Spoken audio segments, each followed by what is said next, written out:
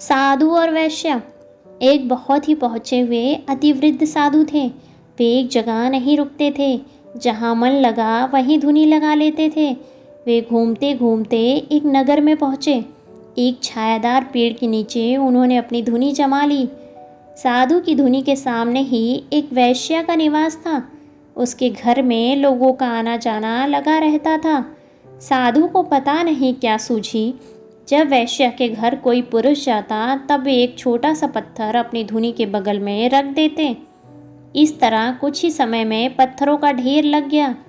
एक दिन घर से बाहर निकलती हुई वैश्या को साधु ने टोका और अपने पास बुलाकर कहा, पापिन, देख अपने बुरे कर्मों का यह पहाड़। अरे दुष्ट, तूने इतने पुरुषों को भ्रष्ट किया है। जितने इस ढेर में पत्थर हैं, तू तो नरक की भोगी होगी। वैश्या भय से कांपते हुए रोने लगी। साधु के सामने पृथ्वी पर सर रखकर गिड़गिड़ाते हुए बोली, महाराज, मेरे पापों के उद्धार का मार्ग बताएं, मैं उसका पालन करूंगी। साधु अत्यंत क्रोधित स्वर में बोले, तेरा उद्धार तो हो ही नहीं सकता। यहाँ से अभी चली जा। तेरा मुख देखने के कारण मुझे आज उपवास करके प्रायश्चित करना पड़ेगा। वैश्या दुखित हृदय के साथ वहाँ से चली गई। अब दिन प्रतिदिन उसे अपने बुरे कर्मों का पश्चाताप हो रहा था।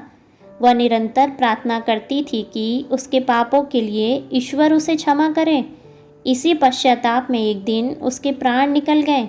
उसी समय साधु की आयु भी पूरी हो रही थी। उन्होंने देखा कि हाथ में पाश लिए यमदूत उसके सामने आ खड़े हुए। साधु ने डांटकर पूछा, कौन हो तुम? तुम सब यहाँ क्यों आए हो? यमदूतों ने कहा, हम तो धर्मराज के दूत हैं, आपको लेने आए हैं। आपके प्रस्थान का समय हो गया है। साधु ने कहा, तुम मुझे कहाँ लेकर जा रहे हो? यमदूतों ने कहा कि वो साधु को नरक ले जाएंगे, वहाँ उनके कर्मों का हिसाब किताब होगा। साधु ने दूतों से कहा, तुमसे शायद बड़ी भूल हुई है। मैं तो बचपन से ही ईश्वर भक्ति में लीन हूँ और मेरे द्वारा गलती से भी कोई बुरा कर्म नहीं हुआ है। विचार करो, हो सकता है पड़ोस में रहने वाली वैश्या को लेने के लिए तुम्हें भेजा गया हो। दूत बोले, हमसे कोई भूल नहीं हुई है। वह वैश्या तो पहले ही वैकुंठ पहुंच चुकी है। आपने बहुत तपस्या की है, परंतु वैश्या के पापों की गिनती करते हुए आप निरंतर पाप चिंतन ही तो किया करते थे और इस मृत्युकाल में भी आप पाप चिंतन ही तो कर रहे हैं। अतः आपको अब नरक की तरफ प्रस्थान करना ही होगा। आपके पाप या पुण्य का निर्धारण यमराज करेंगे। साधु के वश की अब बात नहीं थी। उन्हें यमदूत अपने पाश में बांध कर ले गए।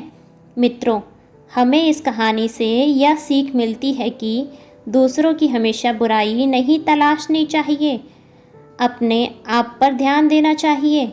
यदि कुछ बुराई दिखती भी है तो सामने वाले को सुमार्ग में लाने का प्रयास अवश्य करना चाहिए। आशा करते हैं कि आपको ये कहानी पसंद आई होगी। अगर कहानी पसंद आई है तो वीडियो को लाइक और चैनल को सब्सक्राइब करें और बेल आइकन दबाना ना भूलें। धन्यवाद।